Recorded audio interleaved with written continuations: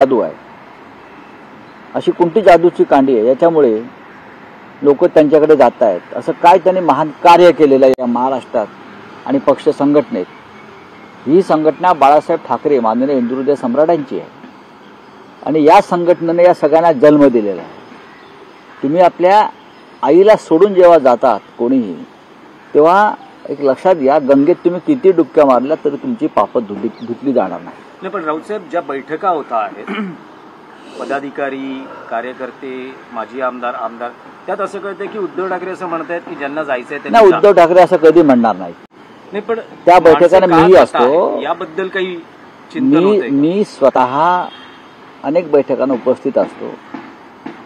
आपण घडवलेले कार्यकर्ते अशा पद्धतीने जाताना प्रत्येकाला वाईट वाटतं। राजूल पटेल गेले याचं त्यांना दुःखच आहे ना। आम्हाला सगळ्यांना दुःख झालं की आमच्या बरोबरची एक रणरागिणी ज्यांना म्हणायचो आम्ही, ती सोडून गेली। जाणाऱ्याने विचार केला पाहिजे की मागच्या 30-35 वर्षात या पक्षाने आणि ठाकरे परिवार